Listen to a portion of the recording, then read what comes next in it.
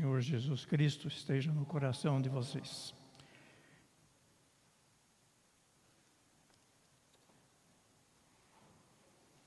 Vamos fazer a leitura da palavra de Deus conforme está em João, capítulo 13, versículos 34 e 35.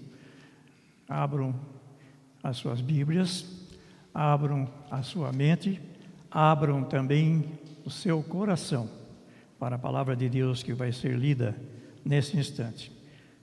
João, capítulo 13, versículos 34 a 35, diz assim: Novo mandamento vos dou, que vos ameis uns aos outros, assim como eu vos amei, que também vos ameis uns aos outros.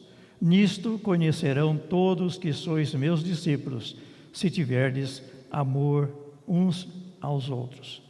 Oremos mais uma vez. Eterno Deus, Pai de amor e infinita misericórdia, Senhor Jesus, Espírito Santo de Deus, nós rogamos que o Senhor venha ungir o nosso coração, ungir os nossos ouvidos para ouvir, preparar-nos, ó Deus, para a Tua palavra que o Senhor tem preparado para nós nesta manhã. Ó Deus bendito, nós oramos e pedimos que o meditar do nosso coração, Senhor, as palavras da nossa boca sejam agradáveis a Ti, Senhor nosso e Redentor nosso. Amém. Nós vamos falar nesta manhã a respeito de um assunto que é extremamente importante para nós, para a igreja. Aliás, é a marca que distingue a igreja, é a marca que distingue os cristãos. Nós vamos falar sobre a marca, a logomarca, a identificação. Lembro que quando, faz alguns anos, eu fui convidado para falar sobre a igreja perseguida numa igreja lá de Minas Gerais, e nós falamos sobre isso.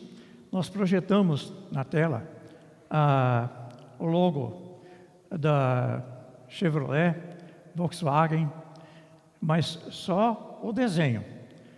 E eu disse aos ouvintes o seguinte: os adultos não podem responder, só as crianças bem pequeninas. E perguntei para uma que estava bem na frente, o que você lembra quando você vê essa marca? E a criança respondeu: Chevrolet. Perguntei para outra: e você, o que você vê quando se vê essa marca? Ela falou: Volkswagen. Falei: puxa, uma marca, uma criança pequenina, quando vê uma marca, ela já identifica. E Jesus também, e eu lembro também de quando meus filhos eram pequenos, meu filho agora já passa dos 40 anos, ele era bem pequeno, nós estávamos no carro, e na nossa frente havia um ônibus com o logo do Banco Bradesco. E ele olhou assim e falou assim: Badeco. Eu falei: filho, o que você quis dizer? Badeco. Ele falou: olha, ele está dizendo que é Bradesco. Mas eu falei: filho, mas ele não sabe ler. Ele é muito pequeno, ele não aprendeu a ler ainda, mas ele já identificava. Por quê? Cada vez que via na televisão aquelas letras, lembrava da propaganda do banco. E aí, quando ele viu aquilo, imediatamente ele lembrou: era o banco. Isso me lembrei desse fato ao ler estes 2 versículos que nós acabamos de ler. Jesus, no versículo 35 do texto que nós lemos, vocês leram também, diz assim: nisto conhecerão todos que sois meus discípulos, se tiverdes amor uns aos outros. Que todos? O mundo todo. O mundo vai conhecer vocês se vocês tiverem amor uns aos outros. Essa era a marca que Jesus estava dizendo para os discípulos: vocês querem ser conhecidos como meus discípulos? É muito fácil, é só vocês se amarem uns aos outros. Então, o tema da nossa palestra, da nossa palavra nesta manhã é o amor. Por que é o amor? Porque o amor é o sangue que mantém a igreja, é o sangue que une, é o sangue que dá vida. Sem amor não existe igreja, sem amor não existe evangelho, sem amor não há mensagem de salvação. Sem amor, a igreja pode ser muita coisa, até interessante. A igreja pode ser um clube, uma associação onde as pessoas se reúnem, vão tomar café da manhã, como domingo que vem, né? Terá um belo café da manhã, mas não estou criticando o café da manhã, não. É válido também, tá? Mas a igreja pode ser uma bela instituição, como é um clube. E um clube, é bom um clube? É bom um clube. Quem aqui puder frequentar um clube, frequente. Pode pagar o valor do título? Pague e frequente. É muito bom. Porém, a igreja não é um clube. Não é um clube. Apesar dela exercer algumas funções que podem até se assemelhar a um clube, mas ela não é um clube. A igreja não é uma instituição humana. A igreja é o corpo de Cristo exercendo o seu verdadeiro papel. Mas de qual amor nós estamos falando? Jesus falou, se vocês, um novo mandamento vos dou, um novo mandamento vos dou, que vos ameis uns aos outros, certo? E nisto todos conhecerão que sois meus discípulos, se amardes uns aos outros. Mas que amor? No grego do Novo Testamento, grego koiné, nós encontramos 3 palavras que definem a palavra amor. Uma delas é a palavra eros. É o amor que o homem sente pela mulher e vice-versa. É o amor entre marido e mulher. Pode ser mais também, mas é o amor mais paixão. Existe o amor filia. O que é o amor filia? Aquele amor amizade, amor que une 2 amigos, 2 amigas muito. Nós temos exemplos na Bíblia assim. Amor filia, por exemplo, Davi e Jonatas. Eles se amavam como irmãos, mas um amor muito forte, a ponto de eles fazerem um juramento entre si. Falaram, olha, quando você for rei, vamos fazer um trato entre nós. Nós vamos usar de misericórdia um pelo outro. Quem daqui for rei, certo? Protegerá a família do outro. E isso aconteceu. Davi protegeu a família de Jonatas até o fim. Até o filho dele, depois, bem muito mais tarde, foi protegido também de Davi, porque ele cumpriu um trato que haviam feito num contrato de amizade muito profundo. Há 2 exemplos de amizade, nesse caso filia, né? Entre Ruth e Noemi, nora e sogra. Duas personalidades tidas como não...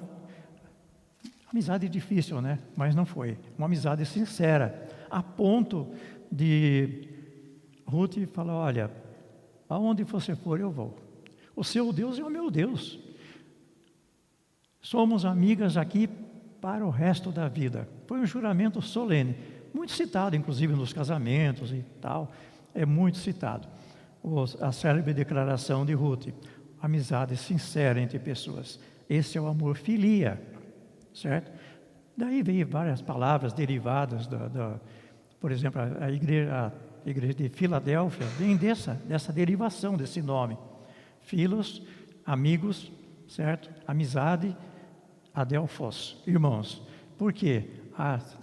O nome da cidade de Filadélfia foi dado aquele nome porque o irmão havia dado aquele nome à cidade em honra ao seu irmão, a quem ele amava muito. Eles tinham uma profunda amizade. O que não era, naquela época, era muito comum o irmão trair o outro, mas não, aqueles 12 irmãos, eles se amavam. Ele colocou o nome de Filadélfia na cidade, em honra ao irmão, porque a amizade era muito grande. Então, mas de qual amor nós estamos falando? porque existe um outro amor que a Bíblia menciona, que é o amor ágape. Esse é o amor bíblico do qual nós vamos tecer alguns comentários.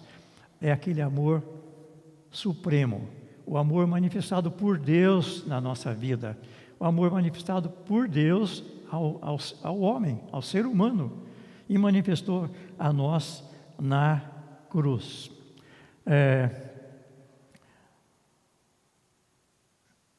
Nós temos esse amor declarado na Bíblia, num versículo que vocês vão citar de cor agora. João, capítulo 3, versículo 16. Vocês podem recitar para mim? Quem pode recitar, por favor, digam em voz alta. João 3,16. Porque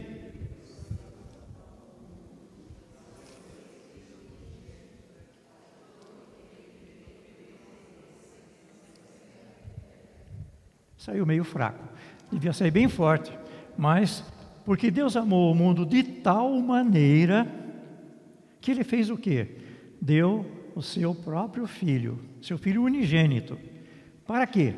Para que todos que nele crerem não pereçam, mas tenham o quê? A vida eterna. E nós gostamos desse versículo, né? Aliás, é o versículo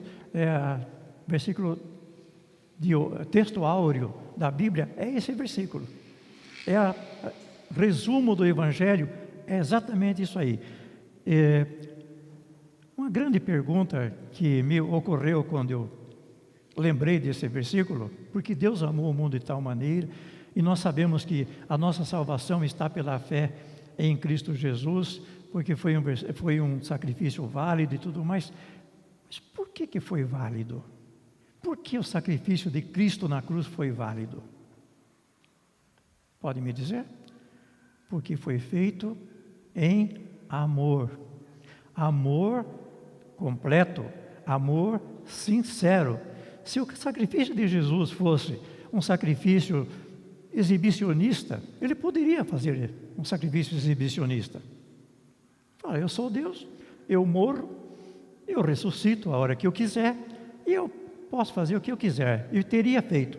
Mas, na verdade, o que motivou a morte de Cristo na cruz foi o amor. E por esse motivo ele foi válido. Se não fosse motivado pelo amor, não seria válido. Mas, por isso que o João 3,16 diz, porque Deus amou o mundo. Amou de que forma? De tal maneira, ou seja, com tal intensidade, com tal profundidade, a ponto de dar o seu próprio Filho. Para quê? Para que todo aquele que crê nesse amor, nós precisamos crer nesse amor, porque se não crer nesse amor, não vai adiantar nada. Ok? Daí nós vamos nos concentrar então neste amor ágape. Podemos exercer esse amor? Eu sei que algumas pessoas dirão, bom, Jesus de fato ele foi um amor incondicional, mas ele era Deus, eu não sou Deus. Mas a Bíblia fala que nós devemos exercer esse amor. Primeira carta de João, capítulo 3 também, versículo 16, fala sobre esse amor. E diz assim, como é que nós devemos exercer o amor? Diz assim, devemos dar a nossa vida pelos nossos irmãos. Por que João fala isso? Porque Jesus disse lá no versículo anterior, no versículo 34 que nós lemos de João, diz assim, capítulo 13, versículo 34, diz assim, novo mandamento vos dou, que vos ameis uns aos outros. De que forma? Assim como eu vos amei. Jesus coloca aqui um patamar meio alto, a régua sobe. Não sei se os irmãos lembram na Olimpíada, aquele rapaz brasileiro que ganhou o salto em altura, ele saltou 3 metros e não sei quantos. E daí, é claro, veio o concorrente, o seu oponente, né, e pulou também. Aí ele foi lá e aumentou mais um pouco. Ele foi e pulou. Aí veio o concorrente e pulou. Aí falou, agora é a prova dos 9.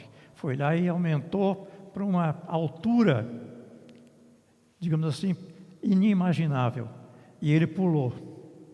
Aí o adversário não conseguiu pular. Quando Jesus coloca este versículo, vos ameis uns aos outros, assim como eu vos amei, ele colocou a régua lá em cima. E onde está a régua?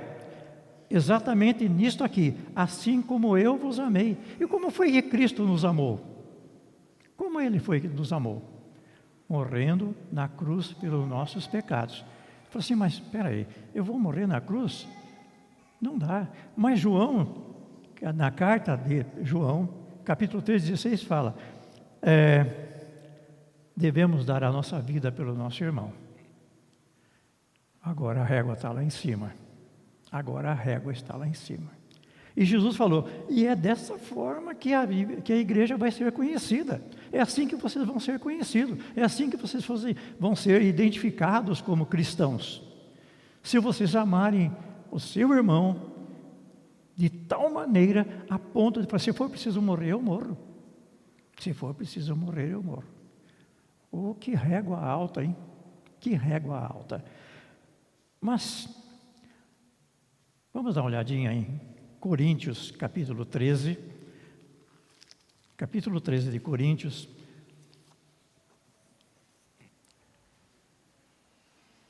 Diz assim, vamos voltar um pouquinho, capítulo 13, versículo 1, diz assim, mas no versículo anterior, aliás, no capítulo anterior, no último versículo, na parte final do capítulo anterior, capítulo 12, Paulo está falando sobre os dons espirituais, sobre aquilo que o Espírito Santo concede à igreja, a cada um da igreja, para que a igreja progrida, que a igreja tenha progresso.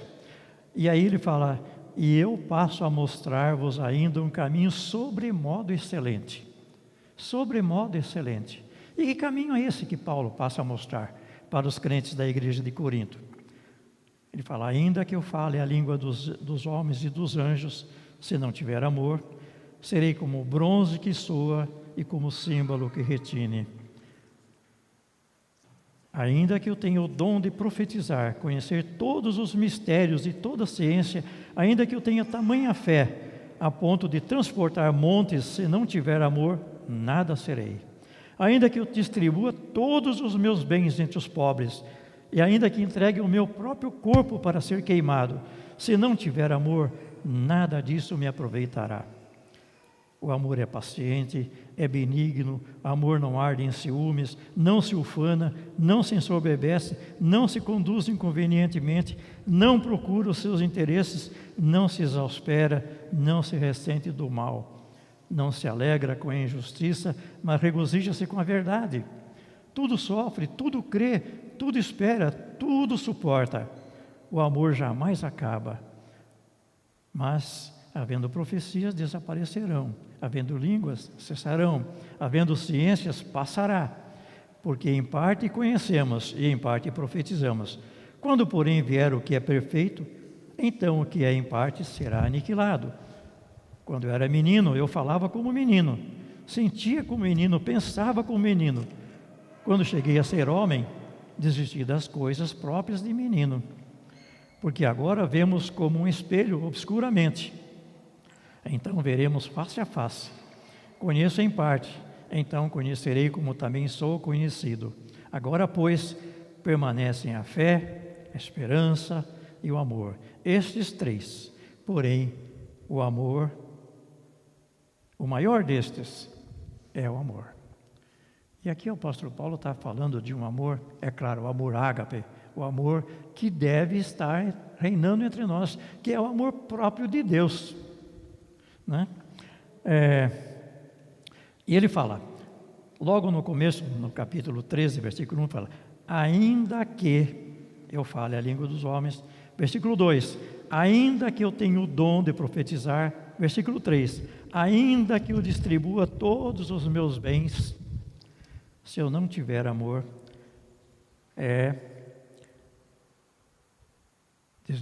Inútil. É inútil. É interessante que na parábola do bom samaritano, Lucas capítulo 10, versículo 33, começa no versículo 25, mas quando um doutor da lei, procurando testar Jesus, fala: Senhor, o que eu devo fazer para herdar a vida eterna? Jesus falou: simples. O que você vê na lei? Ele falou: não, na Bíblia diz que, lá no Velho Testamento, Moisés fala que a gente deve amar a Deus sobre todas as coisas, de todo entendimento, de todo o coração, e ao próximo como a ti mesmo. Jesus falou: muito bem, você respondeu adequadamente, é certinho, faça exatamente isso, e você não tem que fazer mais nada. E ele, procurando se justificar, ele falou: mas e quem é o meu próximo? Se eu tenho de demonstrar amor, tenho de demonstrar por alguém. Mas o versículo que ele respondeu já disse: e ao próximo como a ti mesmo. E ele quis dizer: quem é o meu próximo então? Porque entre os judeus, o próximo era judeu também, certo? Não se admitia próximo que não fosse judeu. O que não era judeu era estrangeiro, certo? E não tinha privilégio de ter a compaixão e o amor de um judeu. E aí Jesus então conta a história de uma pessoa que não era judeu, a história do bom samaritano. A parábola já é conhecida de todos. Um judeu descia de Jerusalém para Jericó. Não sei se vocês já tiveram o privilégio de fazer esse caminho. Eu tive, graças a Deus, fizemos esse trajeto. E realmente é muita, agora, estrada asfaltada, mas mesmo assim é muita curva. E naquela época não tinha estrada asfaltada, era estrada de terra, muita curva, muito esconderijo. E era uma estrada que o trânsito ali, agora passa carro constantemente, naquela época não passava.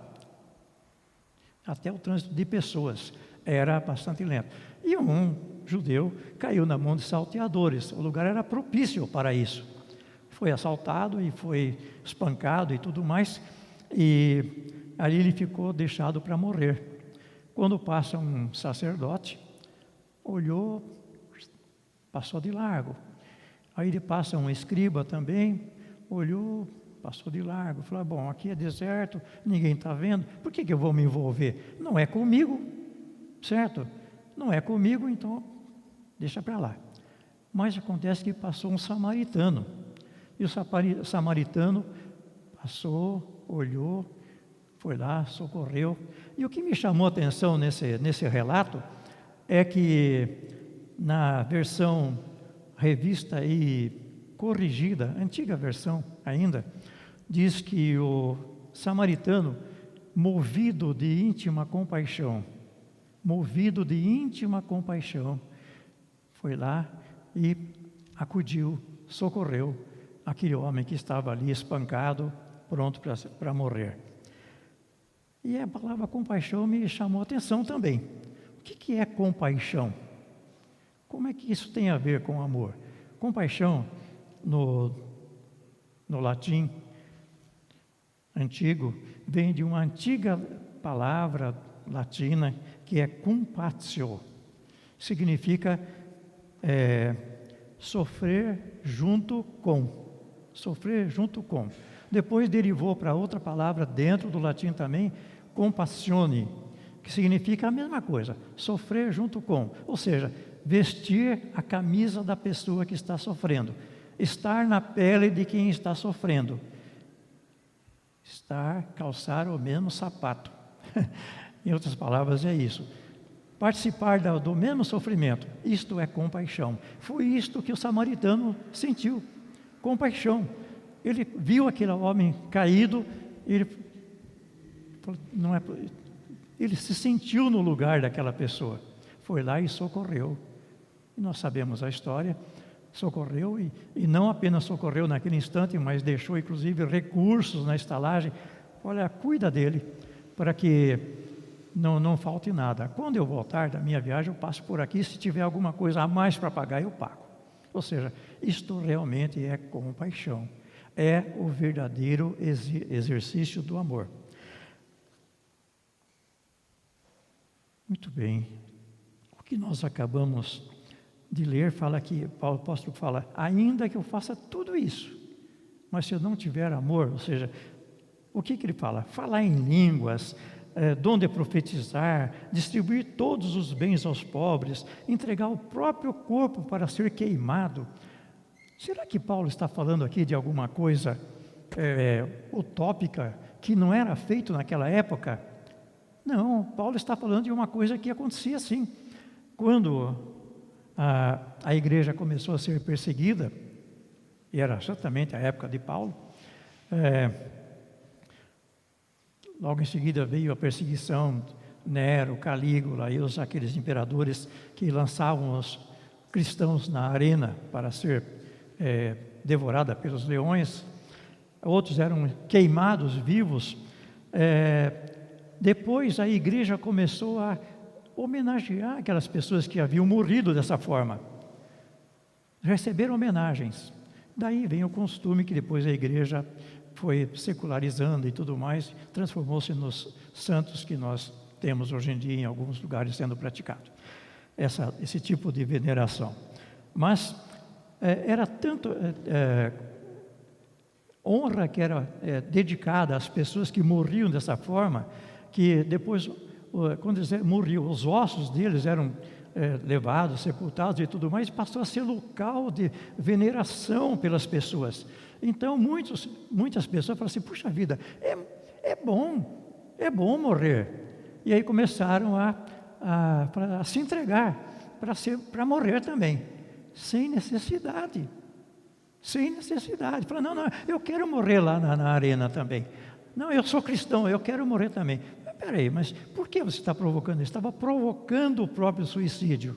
E aí nós vemos no livro de Apocalipse a condenação. Os suicidas não entrarão no reino dos céus. Havia um contexto que condenava esse tipo de prática. Quando a pessoa praticava a entrega para ser martirizado, por orgulho, porque depois a sua família seria, digamos, bem vista pelo fato de ele ter morrido daquela forma. E Paulo fala, olha, ainda que eu entregue o meu corpo para o martírio, ainda que eu seja queimado e tudo mais, se não tiver amor, não tem validade nenhuma. Nós temos vários exemplos contrários disso. Na nossa época, na época da Segunda Guerra Mundial, houve uma personagem que ficou notável, foi Corrie ten Boom. Vocês devem ter ouvido falar, já leram talvez o livro Refúgio Secreto. Corrie ten Boom era crente no Senhor Jesus. Ela e a sua família se dedicaram a refugiar os judeus na Holanda. E fizeram aquilo de coração. E a ponto de eles serem depois levados para o campo de concentração. Ela e a sua família. Seu pai morreu no campo de concentração, sua irmã morreu no campo de concentração e ela sobreviveu. Ela escreveu esse livro, O Refúgio Secreto, deu origem a um filme, inclusive, do qual ela foi contemporânea da realização do filme, contando toda a história da apoio que deram aos judeus por parte do Hitler, né, dos nazistas, na Segunda Guerra Mundial. Demonstração sincera de amor.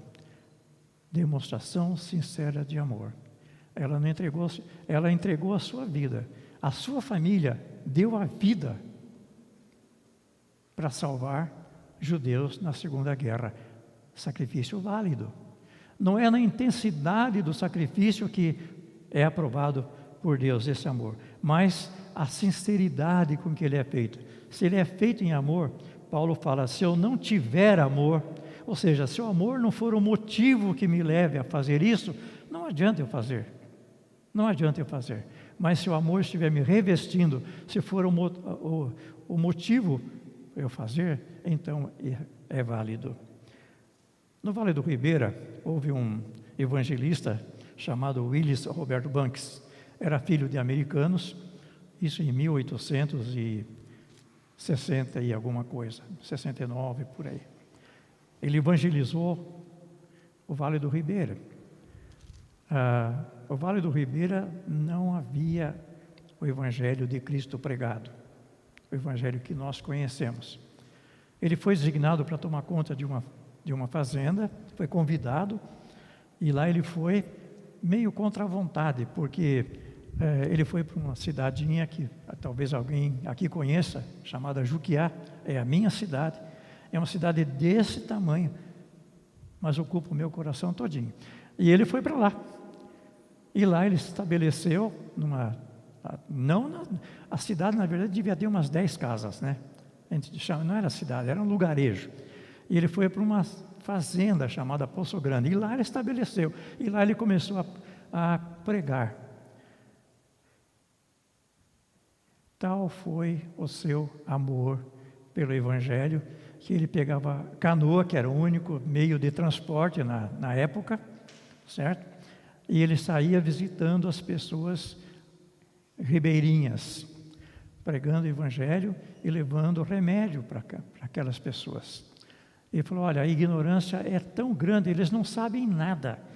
Eles não sabem nem como fazer tijolo. Porque quando ele construiu a igreja, foi ele que construiu, ele que fabricou, que fez tijolo, queimou tijolo, construiu a igrejinha para dar início ao trabalho. Resumindo, hoje, a igreja de Juquiá, dali saíram diversas igrejas plantadas pela própria igreja de Juquiá, igreja de Registro, de Jacupiranga, de Iguape, de Cajati, são inúmeras. É um presbitério agora, que saiu da igreja que começou com o trabalho daquele homem. Mas qual é o detalhe da vida dele que eu gostaria de deixar com vocês? Certa vez ele saiu para fazer uma de suas visitas a uma família. E quando ele fazia a visita, ele levava remédio, ele levava alguma coisa que ele podia dar para aquela família, além da palavra de Deus. E quando ele voltou, já de tardinha, ele voltou sem camisa. E aí a esposa dele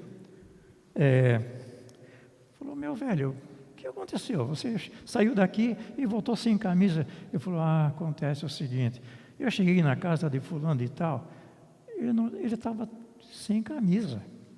Eu perguntei, mas meu amigo, o que aconteceu? Ele falou, eu não tenho camisa, eu não tenho camisa. Ele tirou a própria camisa e deu.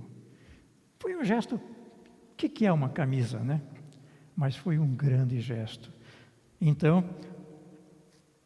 se ele fizesse aquilo por vanglória, Paulo estaria dizendo aqui, ainda que eu dê a minha própria camisa, mas faça isso sem amor, também não vai adiantar nada. Só que ele deu em amor. Ele falou, olha, eu não me aguentei de ver aquela família naquela situação tão desesperadora. Ele sem camisa. Então eu tirei a minha camisa e dei. Um gesto realmente válido diante de Deus. Paulo usa essas hipérboles todas, né? Ainda que, por quê? Na verdade, muita coisa que ele fala aqui, ele fala logo no versículo 1, ele fala, ainda que eu fale a língua dos homens. Está certo que tinha muitas línguas.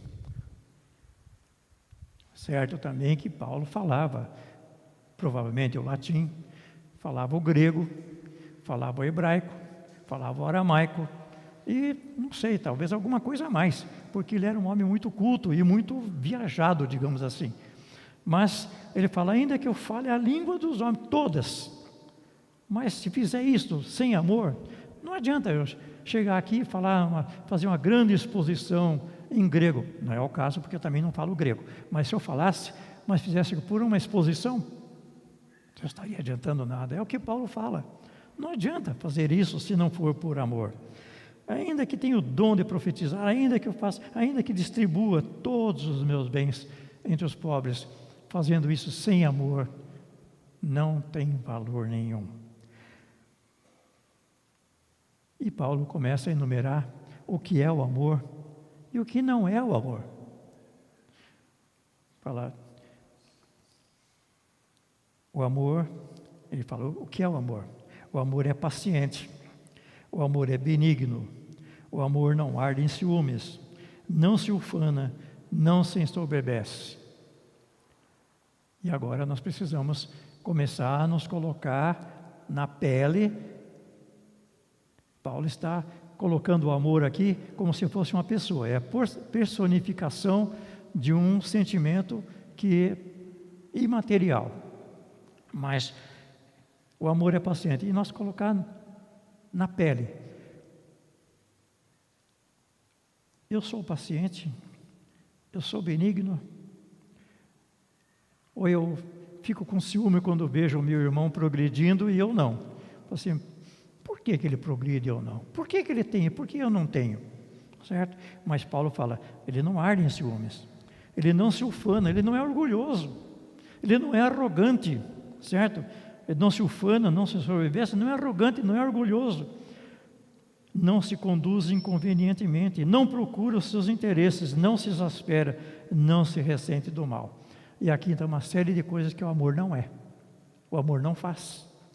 E por quê? Muitas vezes o crente na igreja tem alguma questão, alguma coisa que ele não gosta, e ele procura arrumar razão para justificar o seu não gosto. Não, eu não gosto por isso, por isso e por isso, e eu não concordo por isso, por isso e por isso, certo? Ora essa. Então, mas Paulo diz, não procura, ele não se exaspera, ele é paciente, ele ouve com tranquilidade e não se ressente do mal. Esse ressente do mal bate pesado, porque não é fácil quando você é ofendido, você fala assim, tá bom, aquele irmão ou irmã me ofendeu, falou uma coisa que eu não gostei, e eu não mereço esse tipo de tratamento, não. Eu não perdoo, não perdoo. Mas aqui Paulo fala que o amor não se ressente do mal, não guarda rancor, perdoa. Então o amor implica também em perdoar e receber o pedido de perdão. É uma atitude recíproca. Jesus deixou muito claro isso na oração do Pai Nosso. Na oração, perdoa as nossas dívidas.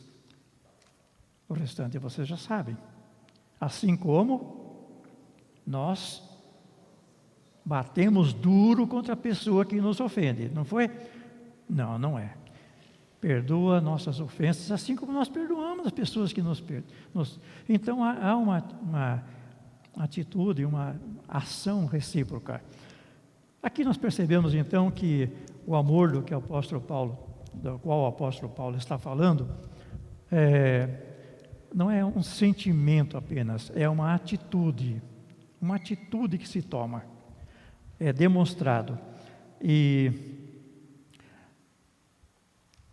Paulo conclui o capítulo 13, ele vai concluindo dizendo que o amor não se alegra com a injustiça, regozija-se com a verdade, tudo sofre, tudo crê, tudo espera, tudo suporta. E aí depois ele fala, o amor jamais acaba. Mas, havendo profecias, havendo línguas, havendo ciência, havendo conhecimento, havendo tudo isso vai passar. Tudo isso vai acabar. Mas tem uma coisa que não vai acabar, ele diz. O que é? O amor. O amor é eterno. Ele termina o versículo 13 dizendo, agora, pois, permanecem a fé, a esperança e o amor. Esses três. Permanecia naquele tempo, permanece hoje também, no século 21. Aqui, hoje, na nossa igreja, permanecem essas três coisas. A fé, o amor,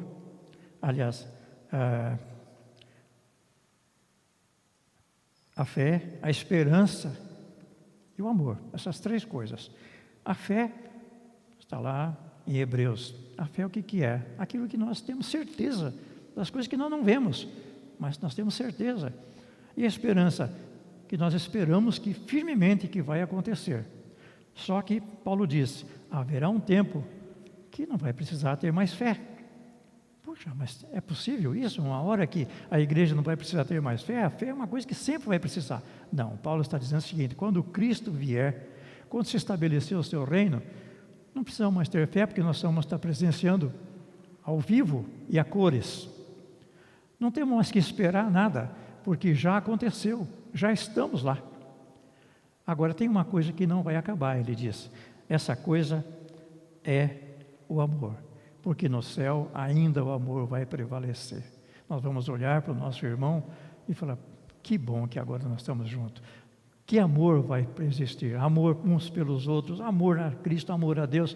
Esse amor não vai acabar nunca. E aí me levou a seguinte consideração.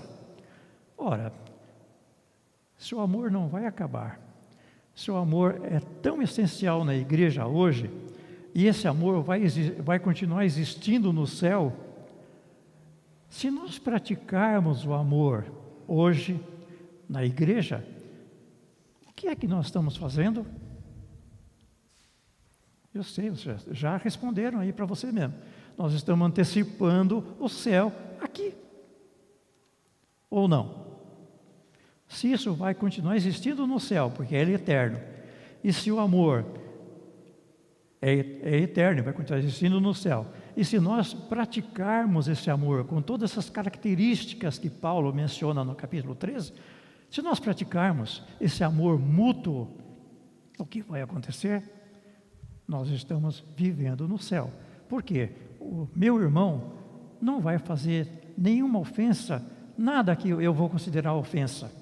Se eu fizer alguma coisa, eu vou pedir perdão, porque eu não vou querer que meu irmão se sinta ofendido. Eu não vou aceitar a injustiça, porque o amor não se alegra com a injustiça. Ele tudo crê, mas é isso que nós estamos fazendo. Então nós estamos antecipando o céu para o nosso meio. É isso que o apóstolo Paulo está finalmente dizendo.